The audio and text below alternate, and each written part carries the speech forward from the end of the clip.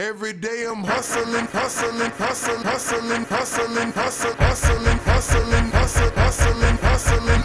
Every day I'm hustling, every day I'm hustling, every day. Okay, it's Bongs. I'm here to see Wani Sile, one of the co-founders of 18 Gangster Museum. My man, which I'm I'm good, brother Manimana. No, sweet. So basically, I just want you to talk me through in terms of how did this concept come about and what inspires you guys, basically. The concept of 18 Gangster Museum, basically, it came about. We were looking at what are the social ills that do exist in our communities, and then how will we come about with a solution that will then will serve the community, and yet that same solution over time it will be sustainable. One of the biggest problems that we saw was in dealing with our social ills in the communities. Many organizations, they fail their ability to be self-sustainable, to be self-sufficient. So those were one of the primary reasons, because many organizations, they were highly dependent, on donors, to help them, and so that they could survive and be able to mitigate whatever solution problem that they saw in the solution in the communities. So we tossed around a number of ideas, a number of social ills, and then we ended up specifically sticking to gangsterism because it was a huge subject and a lot of people were terrified, to deal with gangs. Still today, it's like people are scared to handle the issue of gangs, and if no one does anything about it, it will then come to a stage where it's a norm in a society where gangs do exist. So we thought, okay, let us deal with gangs. But now the question was, how are we going to go about in dealing with the issue of gangs?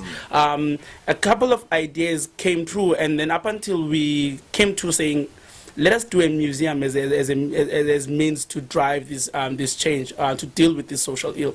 And when you understand museums, when you think about a museum, you think of a place that houses things of antiquity, things of the past, so that is the position that we want to place gangsterism, as something of the past, that you can never find it as part of our current reality, but something that you can find in a place that houses things of the past, meaning it does not belong in our current reality, but it belongs in the past. So that's why we chose to use a museum. And a museum is an institution of learning. So also we wanted to help society to understand that, it's high time we also build our own institutions of learning, where whatever narrative that we drive is driven through our own lens, because many of the dominant narrative that comes to our communities, it comes from people from the outside. It does not come from people from within. So we wanted to change how the dominant narrative is structured, so that people could understand us from our own point of view, from our own lens, not being driven by someone else. So those are one of the finding reasons of why we chose this medium, so that we can be able to build our own institutions and be able to change societal behavior. Fundamentally also to speak about the issue of using violence as means to deal with our social ills. So we were also thinking about, we should not always use violence. We should be creative in terms of how we deal with our social ills in our communities, And then the museum plays a huge role in terms of how do we use creativity, other than to use excessive force in dealing with many of our problems. Two of other guys that started with us, they fell off. And then it was me, Siablel, who continued with the idea. And then it was difficult because the issue was me and Usiablela have not studied, museology. We are not researchers as well. He studied tourism. I studied business. So these are two different, skill sets. They are not the one that is required for people to run a museum, right? So it was difficult to get funding but over time we were lucky enough to receive small portions of funding and assistance, from different organizations. SAP Foundation being one of them, the Raymond A. Kamen Academy being one of them, and also Red Bull also played a critical part, when it comes to the design of the place, and also helping us with the research and stuff. And then the museum started a year ago. So we started in different communities trying to see if, because at first, initially, the idea was we were going to exhibit in different locations, and be mobile. But we came to a realization that we won't be able to achieve our intended goal, So how about see change alone and then just be stationed in one community, and so that we can it will be also easier for us to track the impact is now with community, and then. We started working up in Makaya. Now it's been a year. I remember we were conversing earlier. Where we were talking about we've also reached about 4,000 visitors. In a very short space of time. In a very short space of time. We want to be like. The goal is to be one of the best museums, and not only just being a best museum, but have a huge social impact, because the key role is to teach young people about the consequences of joining gangs and why shouldn't they join gangs, and also, taking the guys that were in gangs to have them, working for us so that they won't go back and being gangs, and actually doing good things for the community.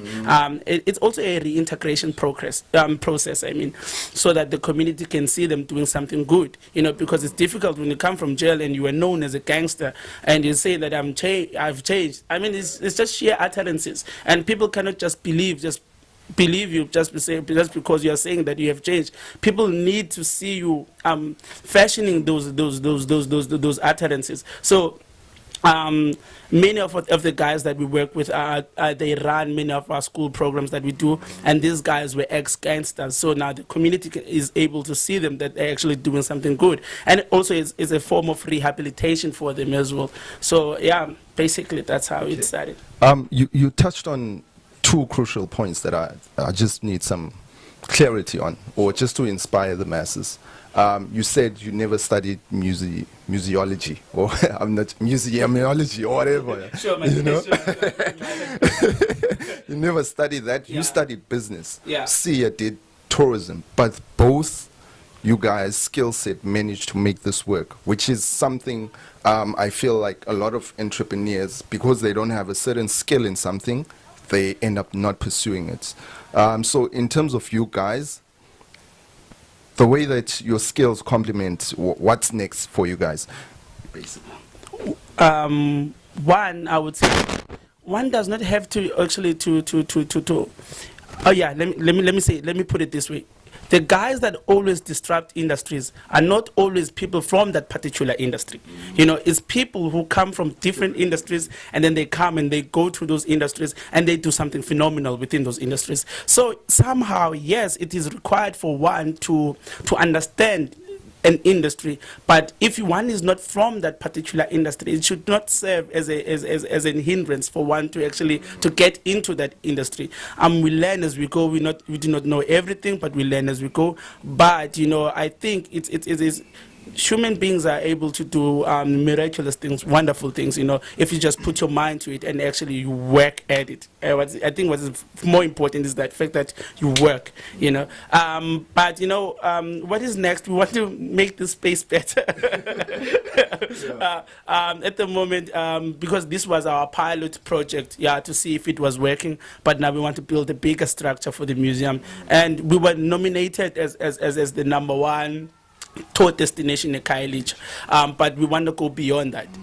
We want to go to reach a stage where we actually maybe we are in the top 10 of the best attractions in the Western Cape. Those are one of our goals. But far more importantly, other than those accolades, I think one of the most fundamental reasons, points or objectives, or goals that we want to reach.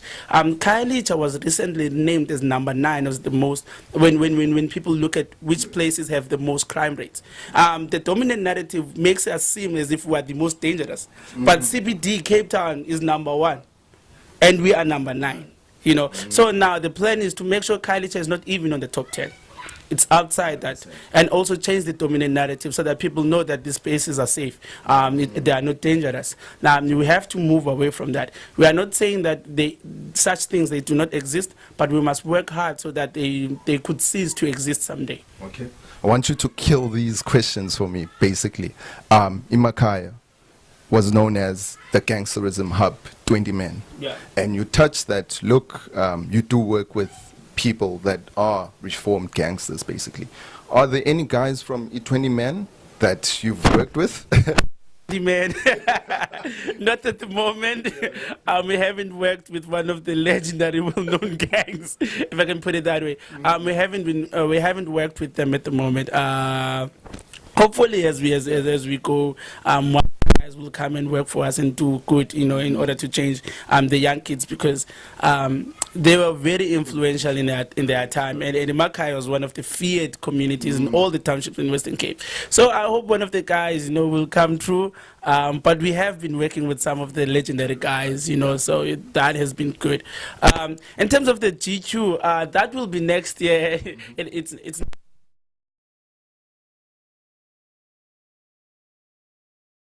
26, the 27s, and the 28s. So when you add them together, they give you a sum of 81. And when we came into existence, our objective was to turn people's lives around. And when you turn 81 around, it gives you 18. And also with the number 18, there's an element of responsibility that's attached with the number.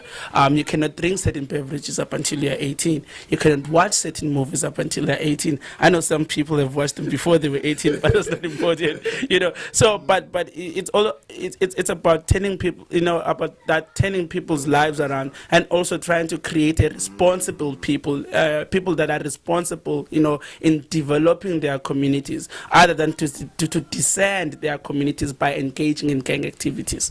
That's why we chose 18. Powerful. Yeah, it's Bonks. My man, thank you very much for the tour. Just a shout out from our side. Thank you for allowing us to actually experience the 18 Gangster Museum. I learned a lot, my man. How do people get hold of you, and a sign off from you? First of all, my guy, thank you for coming to 18 Gangster Museum. Khayelitsha TV, man, it's been my dream come true. How do you get hold of us? It's Twitter at 18 Gangster Museum.